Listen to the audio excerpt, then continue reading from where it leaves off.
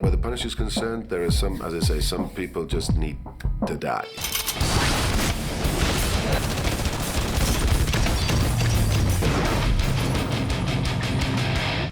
I thought it was very flattering for the studio to come to me and for Marvel to come to me. Having something that has such a huge following, it's quite a compliment to get an offer like this.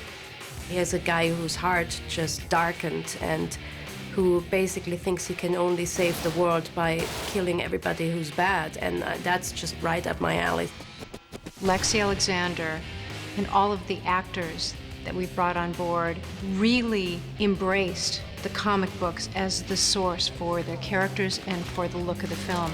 So there was a complete commitment to bringing that sensibility to life.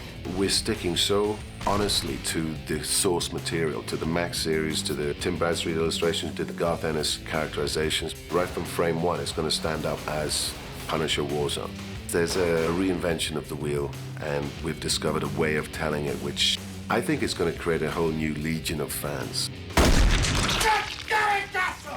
Before this, maybe you have Dick Tracy, which to me is very stylized, but also looks very clean. Punisher wants to be a little more gritty. The colors, the contrast, very dark. It was important to me to be authentic, and if you read those comic books, and if you see those pictures, there will be people impaled and heads shot off and exploding, and that's what it is. And I think once I said yes to this movie, I committed to it, and we all committed to making it authentic, and I think everything else is a sin. I can't see! Frank is a take action kind of guy. He doesn't ask questions. A lot of times doesn't take names and numbers. When he sees something that needs to be fixed, he fixes it. And so the action is based on that. There's a lot of gunplay, and there's a lot of great hand-to-hand combat, and it's very fast, because I personally, when I go see an action movie, if something doesn't happen within 20 minutes, even I think about my laundry. We have sequences that take place throughout every imaginable urban setting.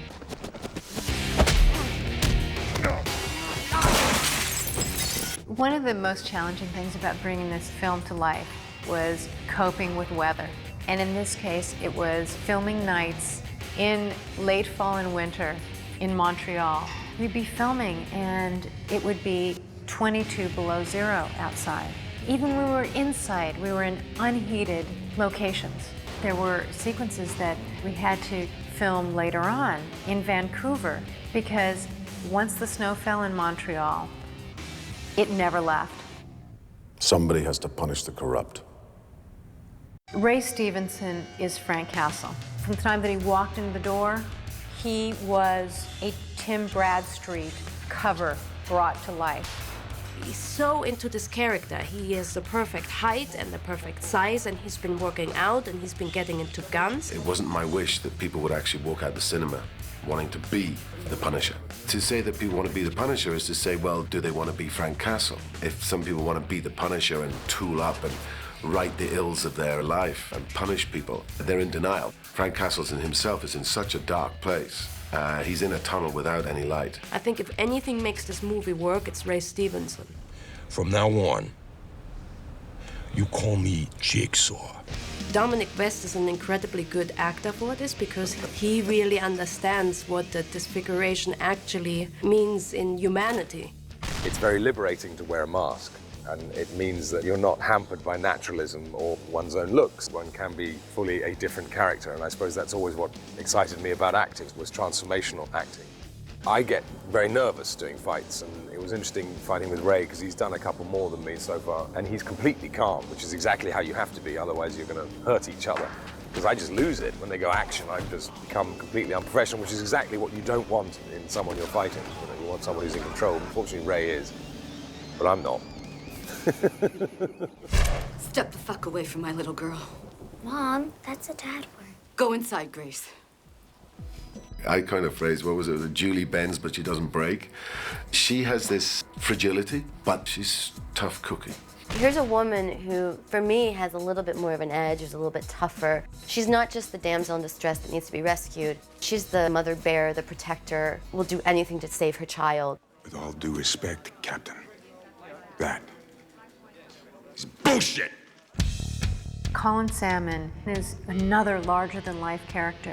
I really insisted on this character because what he represents is the other side of Castle. So really, who Paul Budiansky is, it's his alter ego. That's a really great thing to have in a story, because there's got to be somebody who has to say what you're doing is wrong. The beautiful thing about Colin is that you've got a big guy who's as big as the Punisher, who will trade blows. He is the sort of good side that maybe Frank could have been. And my character flies really close to understanding where the Punisher's at, but due to the fact he still has love, he still has his wife, he doesn't quite cross that line, and actually Frank Castle sort of talks about that with him and says, you do not want to be me. Yummy, yummy, yummy in my tummy, tummy, tummy. LBJ is not a character from the comic book, but a character that Lexi created. Doug Hutchison plays a great psychotic character. This part could be boring if it wouldn't be for him playing it. What's interesting about Looney Bin Jim is that when they pick me up at the asylum and we escape, I'm on medication, but then I don't take my medication with me. So that by the end of the movie, when I have this incredibly insane fight with the Punisher, I'm just unleashed. We feed off each other's pretended insanity. There's this intense brotherly love between us. We'll do anything for each other. And so we've been trying to find windows of opportunity to show how much we love each other. So we're trying to up that as much as possible because it just makes it more weird. Don't worry, I'm here. Give me your fucking gun. Dash and I have a little bit of history because he was in my first short film and I've known him for a long time. Detective Martin Soap pretends to be one thing and really there's something much deeper going on. That's really his mythology, is that he outsmarts everybody as he's being the biggest dork. I don't really get to do much action in this movie, which is a bummer. My first day of shooting, it's a scene at the bar where Budiansky comes into Soap and says he needs to find Frank Castle. And he just pimp slaps me off the bar and I fall down on the ground, and that was the opening of the movie for me, and my only action was getting itch slapped, you know what I'm saying? You boys play nice. The idea was that Wayne Knight was a little bit of a comedic relief, and Wayne is obviously incredible at that, but then what interested me more was when Wayne was vulnerable and serious. He's so good at that. And I'm very glad that he doesn't get the demise that we had in the comic books, which is actually Frank basically sawn off shotgun, takes his head off. Having met Wayne and worked with Wayne, I'm very glad I'm not dispatching him. When I was shot, I was supposed to keep my eyes open. After being shot, we didn't have a lot of takes. I'm like, no problem, I'll keep my eyes open. Oh, you closed your eyes. Oh, okay, well, next time I'll keep them open. I couldn't do it. I couldn't do it. Boom, you know.